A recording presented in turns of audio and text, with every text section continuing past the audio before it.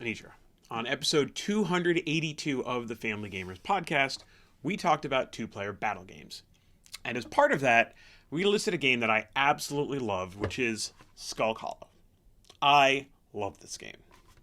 But this is a preview, and Skulk Hollow has been out for a while. We've even already reviewed it. That's true. This is a snap preview for Maul Peak, the standalone sequel to Skulk Hollow. Maul Peak is a two-player asymmetric battle game from Keith Matejka, Eduardo Baroff, and Dustin Faust. We mentioned it's the sequel to Skulk Hollow, but Maul Peak can also be combined with Skulk Hollow for new battles, or for team games with up to 4 players. It's appropriate for players ages 12 and up, and it takes about 40 minutes or so to play. So let's talk about one of my favorite things about this game, which is the art. We love this art.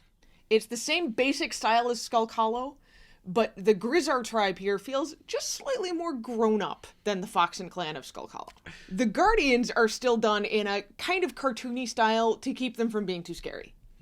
I also really love these giant meeples that are used to represent each one of them. The card art remains clear and crisp while also expressing just a little bit of kind of humor. I love the winter theming here. The snow on everything and the white Guardians makes the colored items really pop out.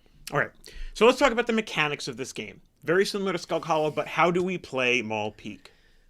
Decide who will play as the Grizzar and who will control the Guardian. Try not to fight about that. The fight comes later. The Guardian player will choose which Guardian they're going to use, and the Grizzar player gets to choose a Winter Beast. And this Winter Beast will help their tribe. So the Guardian goes first, starting in the lair space on the main board. This is in one of the corners of the square. The Grizzar get to start with just the Druid and their chosen Winter Beast on the space furthest away on the board, called the Keep. On each player's turn, they play a limited number of cards from their hand to do actions such as moving, attacking, using magic, and healing. The Grizzar also have the option to use Rage on their turn, either to use their Winter Beast special ability, or to pay the cost of summoning another tribe member from their den. Using Rage doesn't count towards their action limit, so it can be very handy. The various Guardians have different goals that kind of fit their different playstyles. Saboso wants to freeze enemy units and wins when it has trapped 4 units in the cell in their chest. Veblen wants to web up enemy units and drag them back to its lair, so it wins if 3 hero units are in the lair space. Quagra wants to confuse enemy units. It wins if it can get all 8 of its confusion cards into the hero's discard pile and deck. Trovek and Gnarl, the most challenging Guardian pair, they cooperate, in part by lending each other power. They win if they've spent power cubes 9 times. But, of course, this is just a straight-up fight, so any of the Guardians can also win by eliminating all the Grizzar from the board. The Grizzar, meanwhile, will be hopping up onto the Guardian to attack it directly, with melee cards.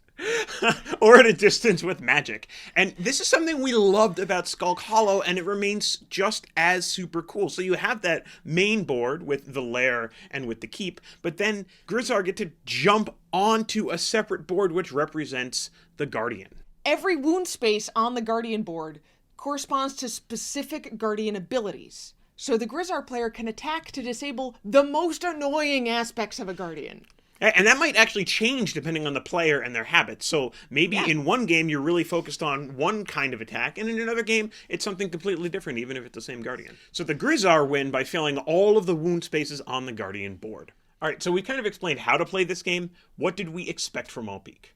Well, like we said earlier, we are huge fans of Skulk Hollow. It's a great 2-player game, and we reviewed it in 2020. See the link below. We expected more of the same from Maul Peak. Huge Guardians versus a small but plucky band defending their home. Once we learned the abilities of the Guardians and the Grizzar, games sometimes ran a little bit longer than the 40 minutes that's on the box because it's really incredibly well balanced. It's a true back and forth fight with opportunities to steal victory from the jaws of defeat, or in my case, usually steal defeat from the jaws of victory. Whatever. We were really excited to see that you can also combine Maul Peak with Skulk Hollow for a massive 4-player game. Or mix it up by trying out a Guardian strategy versus the hero clan from the other game. So what surprised us about Maul Peak? We know our expectations. What surprised us? Well, Maul Peak feels just a little bit more difficult than Skulk Hollow. Perhaps this is because the Grizzar clan is fewer in number, and when they die, they're removed from the game entirely. But perhaps it's because more of the Maul Peak Guardians match the Grizzar for the number of actions they get to take in a turn.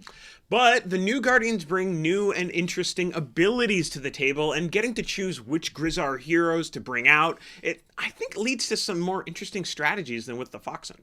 Yeah, you definitely have more choice and agency when you're playing as the Grizzar. One thing I was really surprised about was the way the 4-player battle mode worked. I was kind of nervous that there might be a little bit too much going on and there was just a lot on the board and it would kind of turn into a slog, but it totally wasn't. The win conditions have very slight differences depending on which Guardians are used, but the game actually flowed incredibly well. When we played this mode, we played it with 3 players, so we had 1 player who controlled both of the Guardians, but everyone was engaged because it was a team fight on the Fox and Grizzar side anyway, so when I was playing, you were watching, and when you were playing, I was watching, and it was just a whole lot of It was super fun, and it was a totally epic game. It was great. So, Anitra, do we recommend Maul Peak? Well, Skulk Hollow was rated ages 8+. Maul Peak is listed as 12+. I think the true difficulty is somewhere in between. There's still some reading required, and kids need to be able to look a little bit ahead to figure out what their opponent is likely to do next. But that said, we think this is great. Oh, we love it. It's so fun. Love it. If you enjoyed Skulk Hollow, you will like Maul Peak too. Pretty much guaranteed. Family Gamers guaranteed. Yes. If you're looking to buy one of them for the first time, Skulk Hollow is a tiny bit easier to learn, and you can get that right now. Make sure to check out Maul Peak hitting Kickstarter this Tuesday, April 5th.